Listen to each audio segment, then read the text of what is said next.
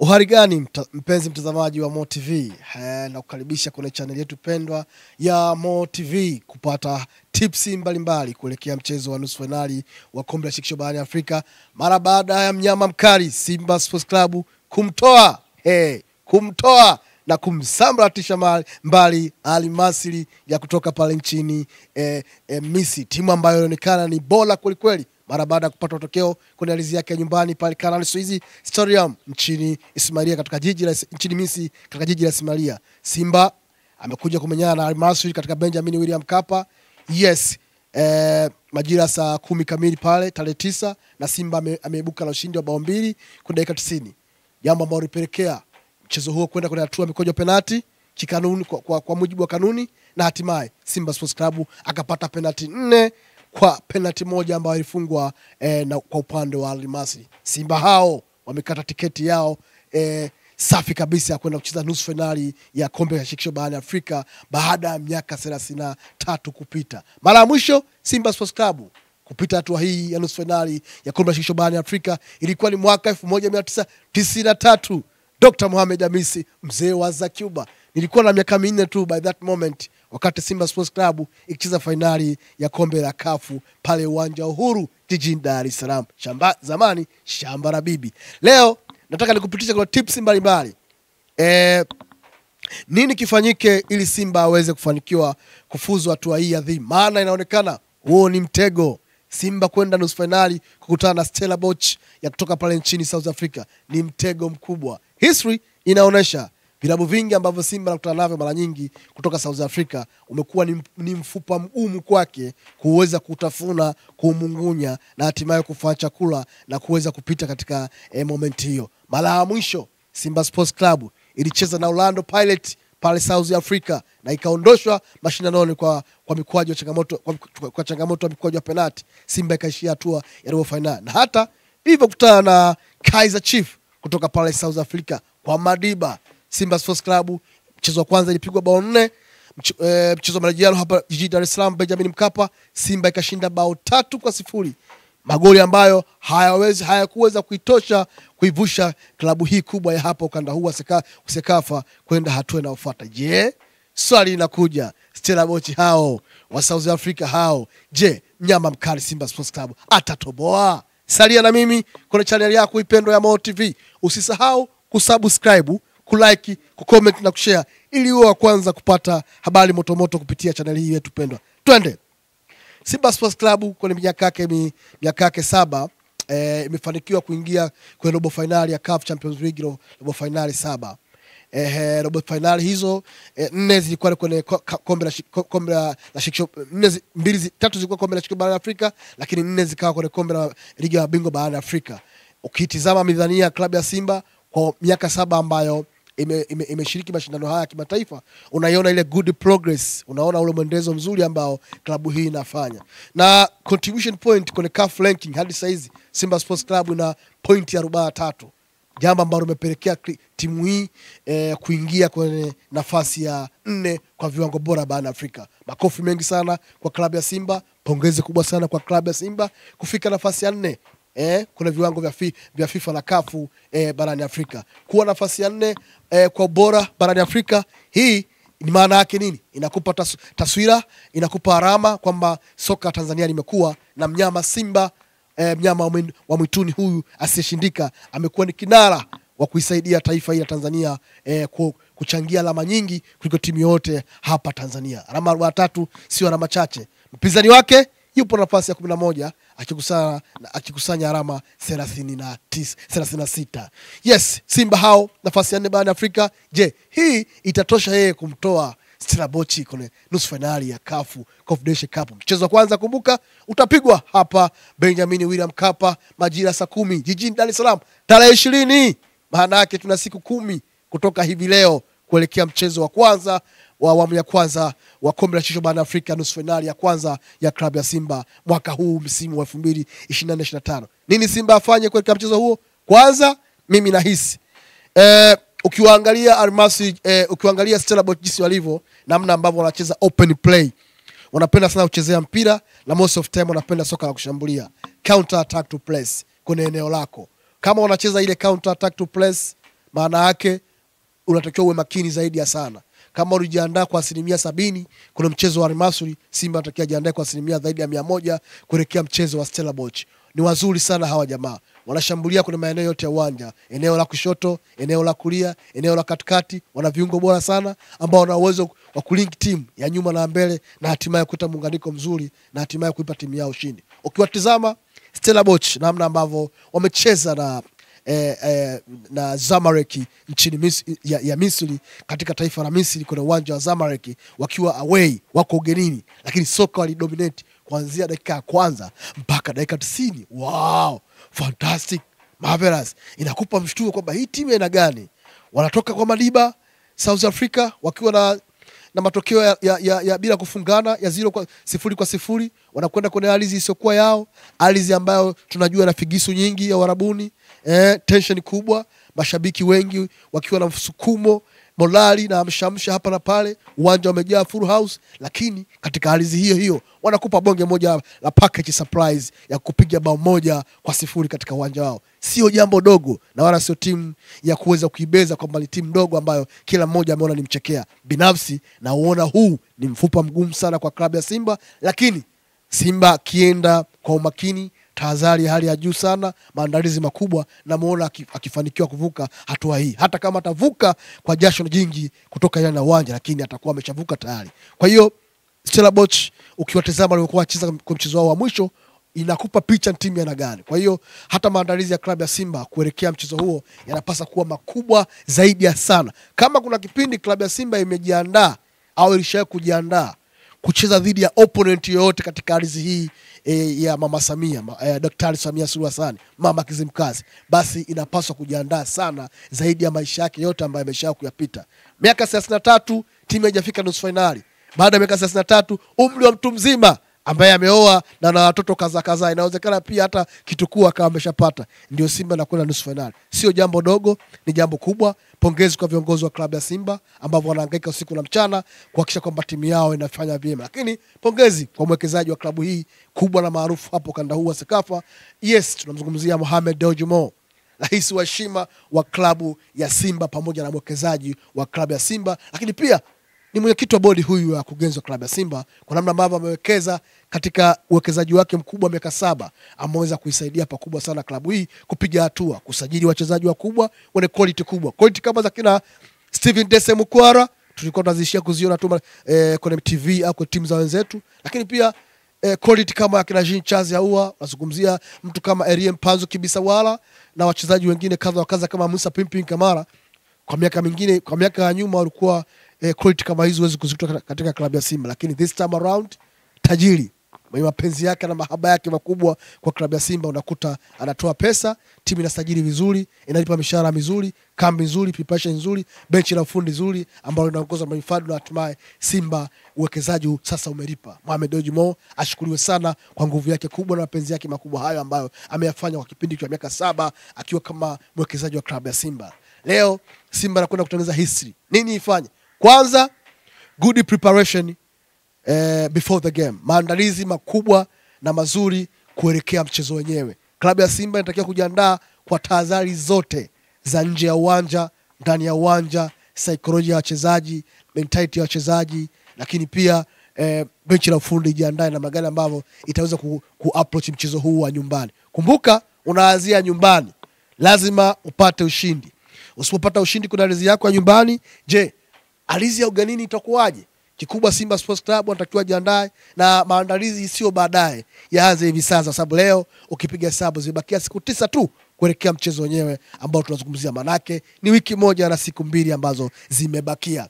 Kwa hiyo maandalizi yako katika maeneo matatu. Kwanza, maandalizi ya saikolojia ya wachezaji, namna ambavyo utawatengenezea saikolojia yao kujiandaa vyema kuelekea mchezo huu muhimu, mchezo wa maisha yao pamoja na klabu yao. Lakini pili, mazingira ya mazoezi, kwenye training ground, namna gani ambavyo kocha Fadru pamoja na benchi lake la ufundi zima pamoja na Selemani Matora, kocha wasaidizi wale wakina Darian coach, pamoja na Mwekeze, makocha fitness coach, physio coach na wengineo, makocha wa makipa na wengineo, na magana ambavyo wataanza kuinject mifumo, mbinu, tactics kwa wachezaji, na wachezaji wawe tayari kuyapokea hayo au maelekezo au hiyo mifumo ndani ya uwanja ambayo mwisho wa siku waweze kuyadigest vizuri na kuyatoa ndani ya uwanja ndani ya dakika 90. Hapo ni mwalimu Fadu anaweza kutoa program gani, ni shule ipi sasa hivi ambayo ni bora zaidi kuwapa wachezaji wa klabu ya Simba kuelekea mchezo huu. Mimi nadhani baada ya kupata ripoti kutoka kwa video analyst wa klabu ya Simba, nadhani atakuwa amewafuatilia vizuri sana Stellenbosch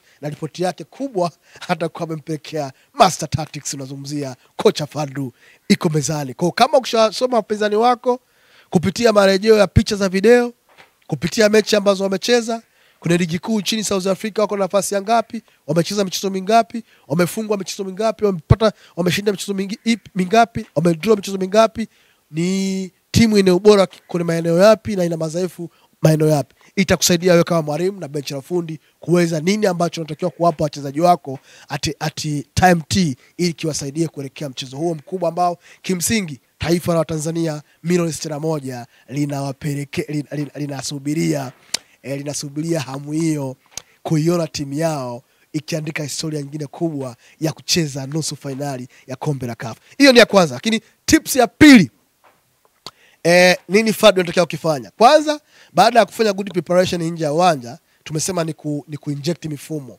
Hiyo ndio tips ya pili. Maana yake una inject mifumo. Ni chakula gani ambacho unatakiwa kumlisha mchezaji kwenda kupambana na timu yenye kaliba ya Stellenbosch? Ni mazoezi yapi unatakiwa umpe Mohamed Hussein Zimbe Junior, Shabalala, Jean Chazi, Diba Mavambo, unazungumzia Awesu, Musa Pimpiri Kamara, Mpanzu Erie, unanielewa? Ni chakula kipi au mifumo ipi unatakiwa umlishe kwenye brain yake na mwili wake ili aweze kupambana na timu kama Stellenbosch? Hiyo ni ya pili. Ya tatu tunasema ni management preparation, maandalizi ya uongozi kuelekea mchezo huu. Wanapaswa waandae na wajiandae kwa kiasi kikubwa sana kuelekea mchezo huu. Kama mwekezaji Mohamed Dewji Mo alitoa milioni 700, ahadi milioni 700 kuelekea mchezo huu, kuelekea mchezo uliopita robo finali, this time around sio vibaya akitoa bilioni 1 au bilioni 1.5 kwa wachezaji kama hamasa, kuwapa morali kuelekea mchezo huu. Hii inasaidia watu kujituma uwanjani na kila mmoja kuhangaika kwa moja nyingine kufuatia kama timu inapata ushindi. Lakini tips ya 4 ni tips ya mashabiki wa mpira wa miguu nchini Tanzania na ukanda huu wa CECAFA. Hasa mashabiki wa klabu ya Simba ni mashabiki ambao wanapaswa kuiunga mkono timu yao. Kujitokeza kwa wingi viwanjani. Uwanja wa Benjamin Mkapa umefungiwa na Wizara ya Habari, Sanaa, Utamaduni na Michezo kwa muda, kupisha marekebisho ambayo maboresho kidogo ambayo yanatakiwa yafanyike baada ya mchezo wa robo finali. Kuna uharibifu kidogo umefanyika kwenye pitch, lakini jitihada mbalimbali zinafanyika za serikali pamoja na Simba yenyewe, lakini pia pamoja na wizara wanafanya jitihada za usiku na mchana kuhakikisha kwamba mechi ya tarehe 20 inachezwa Benjamin William Mkapa. Tuombe dua viongozi wa Wizara ya Habari, Sanaa na Michezo waweze, Mwenyezi Mungu aweze kuwawezesha jitihada ambazo wanazifanya za usiku na mchana ambazo hawalali. Mwenyezi Mungu awaongoze na wasimamie waweze kufanikiwa kutimiza lile takwa la kikanuni, lakini kutimiza mazingira ya timu na hatimaye timu iweze kucheza. Yes, kwa hiyo baada ya kuzungumzia masuala ya watu kujitokeza uwanjani, muda si mrefu nadhani kuanzia kesho inaweza kutoka ratiba maalum ya hamasa kuelekea mchezo huu wa nusu finali wa kombe la shirikisho barani Afrika. Idara ya habari mawasiliano ya klabu ya Simba kupitia semaji la kafu watakuja ratiba maalum ya kuonesha nini wanakwenda kukifanya kuelekea mchezo huo muhimu. Wana Simba mkao wa kula kisubiria hiyo ratiba ambayo itatolewa na idara ya habari mawasiliano ya klabu ya Simba ili muweze kusupport timu yenu na hatimaye kununua tiketi kwa wingi. Sold out this time, iwe mapema sana ili uwanja wa Benjamin Mkapa ujae kwa wingi na hatimaye Stellenbosch kutoka South Africa hawa wazee wa mapiano wakija hapa kwa Mkapa wapokee kichapo cha kutosha, bao za kutosha, na awamu ya pili tarehe 27 ambao ni second leg pale Pretoria, pale Cape Town South Africa, basi mchezo kwa Simba uwe mwepesi na hatimaye Simba aweze kufuzu kuna finali ya kombe la shirikisho barani Afrika kwa mara nyingine tena katika historia ya maisha yake. Yes, ukitizama kikosi cha klabu ya Simba kwa ubora ambao wanao, sina mashaka. Shaka yangu ni moja tu kuna eneo la creation, maana yake eneo la kiungo namba 10 pale sadi namba 10. Ukimtizama Jean Chazi Ahoua ni mchezaji mzuri sana. Mwenye talent, mwenye potential, na niseme ni mchezaji ambaye amepita kwenye mifumo sahihi ya soka, maana yake kuanzia kwenye school of academy schools hizi. Lakini to me pamoja na namba ambazo zinambeba Jean Chazi Ahoua akiwa na magoli 12 kwenye NBC Premier League, pamoja na assist 7 kwa amekuwa involved kwenye magoli 19 kwenye msimu huu, akiwa yeye ndio top scorer mpaka dakika hii so far.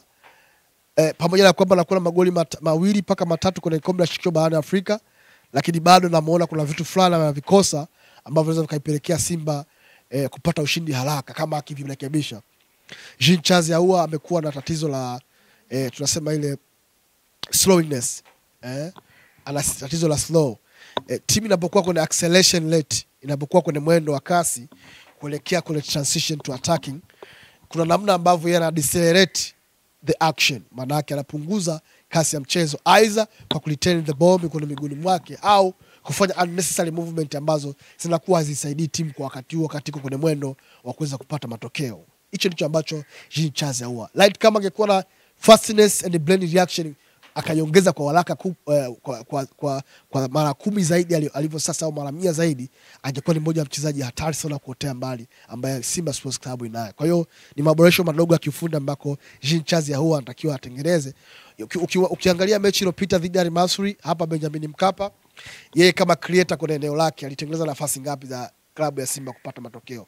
Ukiangalia goli la Elie Mpanzu Kibisawala, mpira mrusho wa Shomari Kapombe umekuja kwa Mpanzu, akaamua kuunlock, aka-unlock pattern za defense ya Al Masry, akaamua kushot on target out of box, ikaingia golini, akapata goli la kwanza. Simba Sports Club ikapata goli la kwanza. Maana yake is a personal capacity and ability, integrity hiyo. Kwa ni uwezo binafsi wa mchezaji mwenyewe na sanaa yake ya kushinda. Lakini ukimwangalia goli alilopata Steven Dese Mukwala, one of the central striker ambao Simba wanaye, limetoka kwa captain wa nchi na fullback namba 3 bora ya muda wote. Tunamzungumzia recaptain wewe huyu wa jina huyu Mohamed Hussein Zimbo Junior Shabalala. Amedrive kwenye wide space ya kushoto, ukaona akarudishiwa mpira, akaamua kumwaga majaro kwenye eneo la katikati ya wachezaji watatu, manake fullback watatu wa klabu ya Al Masry. Steven Dese Mukwala anaruka juu, anafunga goli. Maana yake unaona kuna eneo la kiungo namba 10 halijazalisha goli hata moja, though kuna nafasi ambazo Jean Charles Ahoua alizitengeneza na zikashindwa kutumiwa vyema, lakini yeye mwenyewe kuna nafasi moja alipewa pasi na Elie Mpanzu, pasi ipo kwenye box, akapiga off target. Ina maana lack of concentration, ni kukosa umakini, kukosa utulivu, kuwa na papala ya kufanya maamuzi ambayo ni sahihi zaidi, ambayo yangetupa matokeo mapema sana hata kama dakika 90 kumalizika. Lakini ukiangalia pia kuna second half pia kuna nafasi itengenezewa pia akashindwa kuingamua au kimaliza. Nini ambacho naweza kusema kwa Jean Charles Ahoua ni benchi la ufundi kupitia mwalimu Fadru kumsaidia kwenye hiyo tactical way, kwa masuala ya kiufundi, ili aweze kurudia kwenye ubora ambao mashabiki wa klabu ya Simba wanaitaka. Wakimbuild capacity, wamfanyie building capacity, wamuongezee ubora wa kulitawala eneo la ushambuliaji na yeye kuwa most creator kuliko mtu yote. Kuna sehemu unaona kabisa Jean Charles Ahoua alitakiwa kutoa pasi ya mwisho yende labda kwa Kim Dennis ya score, au yende kwa Mpanzu ya score, au yende kwa Mkwala score, lakini hafanyi hivyo, anarudisha mpira nyuma, manake anakuwa na ikaba klabu yake mwenyewe. Kwa hiyo kuelekea mchezo huu umakini mkubwa unahitajika sana, hasa yeye ambaye ndio kiungo mchezeshaji ambaye ni mlishaji, yani yeye ndio feeder wa eneo la ushambuliaji, ili kuzalisha chance nyingi kwenye idara ya ushambuliaji na hatimaye kupata matokeo makubwa. Lakini unaona hafanyi hivyo. Hayo makosa madogo kwenye training ground siku hizi 7 mpaka 8 mwalimu Fadlu ameyaona, akiyafanyia kazi, na hasa kwa kijana huyu Jean Charles Ahoua, na imani nusu finali klabu ya Simba itapata chance nyingi za kufunga, na chance nyingi hizo za kufunga zinaweza zikatumiwa vyema na washambuliaji kupata magoli. Lakini kwenye eneo la goalkeeping, Musa Pimpi best ameprove hilo, na ubora wake hakuna asiyejua, hauna shaka kabisa hata kidogo. Lakini aendelee kuwa bora, kikubwa tuendelee kumwombea dua, aendelee kuwa na afya bora mpaka siku ya mchezo wenyewe. Lakini eneo la ulinzi, maana yake back 4 ya klabu ya Simba, kama Shemaluni Fondo atakuwa amepona, mimi naweza nikampropose kucheza kwenye eneo ambalo Shamu Karabo ambalo anahudumu. Shamu Karabo he's a good defender, but kuna uzito fulani ambao anao, hasa ile Quinton hapo anakuwa anakosa. Shamu Karabo anapoingia Shemaluni Fondo akicheza na Hamza Brazaki, kuna good combination ambayo inaweza katoa kitu bora zaidi ya hicho. Kwa eneo la ushambuliaji, maana yake namba 9 Steven Dese Mukwala ni mzuri zaidi wa kwanza naye, kwa sababu mchezo huu ni mchezo ambao tunataka tutumie nafasi nyingi za magoli kuziweza kuzifunga. Kama klabu ya Simba itaingia na umakini huo, lakini kuboresha wachezaji ambao walikuwa wameumia, manake wachezaji ambao walikuwa hawakucheza mechi hii kuendelea kuwajengea building capacity ili mechi ijayo waweze kuwa msaada, lakini mfumo ambao unataka kutumika ni mfumo wa 4-2-3-1, mfumo ambao unampa option nyingi mwalimu ya ushambuliaji, lakini pia at the same time option ya ukabaji. Kama Simba itakuwa na mfumo huo, kila mmoja mchezaji akatambua majukumu yake, benchi la ufundi kajituma, klabu ikajituma, wachezaji kajituma, na iona nafasi kubwa sana klabu ya Simba kufuzu hatua hii kwenda kwa hatua inayofuata ya finali. Yes, ulikuwa na mimi Dr. Mohamed Hamisi kwa muda wote huo. Asante kwa kutusikiliza kupitia channel yetu pendwa ya Mo TV. Usisahau kusubscribe hapo YouTube channel yetu, kulike na comment na kushare ili uwe kwanza kupata madini mbalimbali na mahojiano mbalimbali muhimu ya kisoka kupitia channel hii pendwa. Tukutane hadi wakati mwingine. Bye bye.